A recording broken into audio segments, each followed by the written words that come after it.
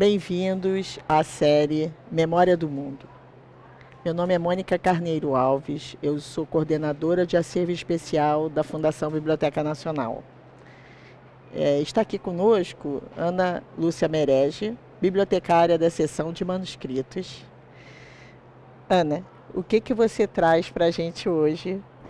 Oi, Mônica. Bom, o que eu trago hoje são alguns documentos e eu vou falar um pouquinho sobre, né, a coleção Alexandre Rodrigues Ferreira, cujo titular foi um naturalista, nascido na Bahia, em Salvador, mas que estudou em Coimbra, e que no finalzinho do século XVIII veio para o Brasil liderando uma expedição que ficou conhecida como Viagem Filosófica, mas na verdade era uma expedição de naturalistas encomendada pela coroa portuguesa para conhecer uma das suas colônias. E fala um pouco mais então sobre o Alexandre.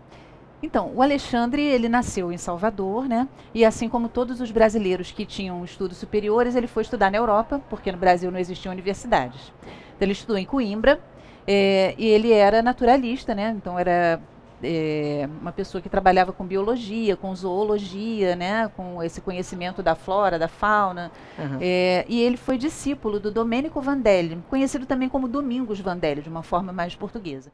O Domingos Vandelli, ele estava colaborando com a coroa portuguesa, né, nesse período, e ele tinha vários discípulos, né, que estudavam com ele e tal. Então, ele preparou esses discípulos, né, combinou com esses discípulos que eles iriam viajar para colônias portuguesas, né? Seriam não só o Brasil, mas eles queriam enviar pessoas a Goa, Moçambique, né, e outros lugares. Com que finalidade? Eles queriam ver, primeiro, como eles poderiam explorar melhor os recursos daquela colônia, né, os recursos naturais e tal, e também queriam ver como estava sendo feita a administração daquelas terras, principalmente em regiões menos povoadas, em regiões mais inacessíveis, como era o caso da região que foi percorrida pelo Alexandre, que eram as antigas capitanias de Mato Grosso, né, do Grão-Pará, enfim, o que seria hoje uma parte do centro-oeste e do norte do país. Então, apesar do Alexandre ser um naturalista, não era uma expedição tipo Darwin, não era uma expedição puramente voltada para botânica, zoologia ou etnografia. Era mais uma coisa documental para a corte portuguesa saber dos recursos da colônia. Era isso, então? A gente deve ter em mente, isso inclusive foi depois um motivo de debate entre vários estudiosos, né, inclusive Emílio Gueldi, por exemplo, que falavam que a finalidade do Alexandre naquela viagem era puramente utilitária. Sim. Mas, na verdade, não era bem isso. Ele tinha um caráter utilitário, até porque não se encaravam as ciências ambientais, vamos dizer assim, como elas são hoje, né? Uhum. Você tinha esse caráter naturalista, esse caráter de exploração dos recursos da terra, que eram, inclusive, defendidos, né? Não se podia, por exemplo, publicar notícias e coisas assim sobre dessas riquezas. Dessas riquezas brasileiras, né?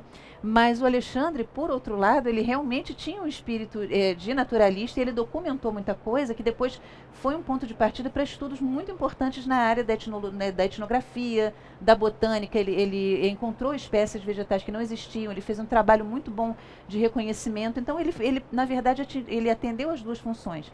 E, inclusive, nas memórias que ele deixa escritas, né, nesse caso aqui, por exemplo, eu quero até mostrar para vocês esse documento aqui, porque a documentação do Alexandre, ele deixou códices escritos, né, quer dizer, livros manuscritos, escritos por ele, escritos por outras pessoas também, mas que são parte da coleção. São sobre espécimes vegetais, né, são sobre indígenas, sobre várias coisas. Nesse aqui, no caso, ele está falando sobre o isqueiro, né? Ele inclusive documenta a maneira como os indígenas se referiam ao isqueiro, né? Usando palavras do idioma deles.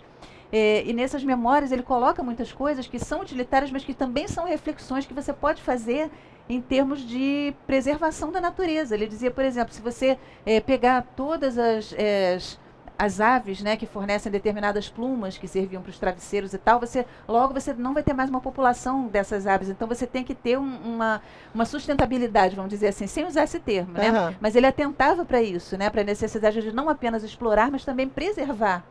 E ele fez uma documentação de povos originários que hoje, inclusive, já não existem ou estão totalmente aculturados. Como também de animais, né? Provavelmente, ou também da parte botânica. Da parte botânica Agora, fala também um pouco da equipe que foi com ele. Quem eram as pessoas que acompanharam o Alexandre nessa expedição? Então, logicamente, ele teve muito pessoal de apoio, né? Sim. Quando chegou aqui, principalmente, ele teve soldados, né? Porque ele foi, já havia muitas povoações, né? Ao longo do caminho que ele foi trilhando lá de barco, né? Que tinham militares à frente, né? Sim. Então ele tinha soldados e pessoas que estavam ali, e também indígenas, né? Que trabalhavam para eles, carregavam, remavam, faziam, eram batedores e tudo mais. Mas que vieram com ele de Portugal, ele deveria ter vindo com mais 3 naturalistas, mas Sim. por uma falta de fundos ele acabou vindo sozinho com uma pessoa que era um jardineiro botânico, quer dizer, uma pessoa que era encarregada de preparar os espécimes para enviar a Portugal, porque ele foi fazendo remessas, né, de espécimes vivos e também de material escrito ao longo da estadia dele, que se chamava Agostinho Joaquim do Cabo. Sim. Ou Joaquim Agostinho do Cabo. Mas enfim, ele era conhecido como Agostinho do Cabo, né? E ele trouxe também 2 riscadores que eram, na verdade, artistas, né, que Sim. desenhavam, que era o Joaquim Codina e o José Joaquim Freire. Sim. O Cabo e o Codina acabaram morrendo durante a viagem. Então, o Alexandre regressou após 9 anos, entre 1783 e 1792, somente em companhia do Freire, né? E o que é uma curiosidade, né, muito interessante, é que no final dessa viagem ele estava na casa de uma das pessoas que tinham apoiado, né, que era um militar, vivia lá no Pará, e esse militar disse a ele que tinha feito um apoio tão grande para a viagem do Alexandre que tinha sido como o equivalente ao dote da filha dele, a Germana. E o Alexandre, cavalheiriscamente, disse: não por isso, casa-me eu com a sua filha. Casou-se com a Germana e voltou com ela para Portugal, onde ele continuou a fazer os estudos dele, né, até a sua morte. Eu pergunto porque nesse período, né, a gente está falando de 1783 até 92. Muito antes da fotografia, muito menos da fotografia colorida. Isso. Então esses artistas eram fundamentais para se passar a cor exata, o pigmento de Sim. cada espécime. Isso. Mas fala também um pouquinho do que você colocou aqui ou de alguma curiosidade dessa coleção que você possa falar. Sim. Então, nessa viagem, né, que ele percorreu cerca de 40 mil quilômetros, lógico que ele parava muitas vezes, ficava em lugares, as pessoas precisavam atentar para as cheias dos rios e para financiamento, né, às vezes adoeciam. Então, teve toda uma série de paradas, né? Mas ao longo de 9 anos ele percorreu 40 mil quilômetros e ele foi documentando o que acontecia, né, nas expedições. Então tem uma parte de pranchas, né, de desenhos e aquarelas e tudo mais, que vai mostrando, por exemplo, as canoas utilizadas lá para viajar, vai mostrando os rios, costumes da região, tipo pesca das tartarugas, indígenas, né, de povos que viviam lá. Nessa daqui, ele retratou o interior de uma moradia, né, onde nós vemos indígenas aqui trabalhando, que logicamente já tinham contato com as pessoas da vila e tudo mais, né, uma moradia de pessoas ribeirinhas, assim, vamos dizer. Já era colonizado, É um lugar né? colonizado, exatamente. Aqui pela janela a gente pode ver até umas casinhas, um estilo um pouco mais europeu, né? Não era uma moradia dos indígenas. Mas eram pessoas ali da região que viviam ali. Ele documenta também artefatos, né? Lanças, potes e outras coisas Ele lá. está tentando representar qual era o costume dessa comunidade em uma né? Ele habitação mostra interna. potes, ele mostra teares, né? Ele mostra lanças e enfim, né? E até os próprios, né, habitantes, as próprias pessoas ali da região, ele mostra também. Ele tem então uma série que é, digamos, que é de etnografia ou antropologia, né? Ele tem uma série que é de zoologia, e aí ele vai mostrar vários animais. Nós podemos ver, por exemplo, que esse daqui, né, que é um jacaré, né, um sáurio, ele está com o rabo cortado, né? Porque era um animal que já tinha sido abatido. E já foi retratado depois dele ter sido abatido. Ele chamou de crocodilo, mas o Brasil não tem crocodilo, não, né? Era um jacaré. Era um jacaré, um caimã, um animal local, né? Temos outros pássaros que a gente vê, inclusive eles, por exemplo, com as pernas amarradas, né? Aquele buraco do tiro e o sanguinho saindo. E outros, eles foram retratados na natureza e depois foram feitos fundos, né? Então, as gravuras depois foram sendo reproduzidas e a gente tem gravuras do animal solto, né? E depois existem gravuras em outras coleções, às vezes, do mesmo animal com um fundo, ou sobre uma pedra, ou sobre um toco de árvore, quer dizer...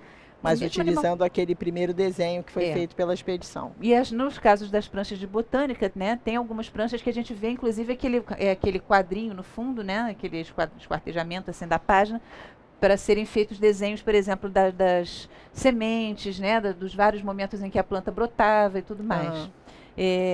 E aí a parte de botânica é, de longe, assim, a mais extensa que nós temos aqui, o que ele mais tem, né? E temos a parte de códices também, né? A Sim. parte de memórias escritas e comunicações e tudo mais. Então, é interessante notar que essa coleção do Alexandre Rodrigues Ferreira, ele levou para Portugal e lá essa coleção começou a ser reproduzida, né? Eles fizeram gravuras, eles fizeram cópias, fizeram outras coisas. Na época da invasão do Napoleão, muita coisa se dispersou, foi levada para a França, né? Depois foi readquirida, em boa parte, pelo governo português, mas nisso já vieram gravuras, já vieram reproduções e tudo mais. Né? Eles acabaram ficando em 4 instituições, né?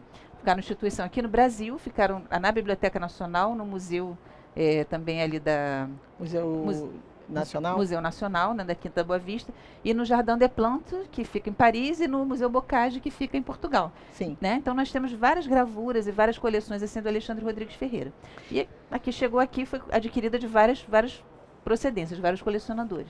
Não veio toda a coleção junto? Não. Na inscrição de Memória do Mundo, essa coleção ela foi nominada Memória do Mundo Brasil e Regional.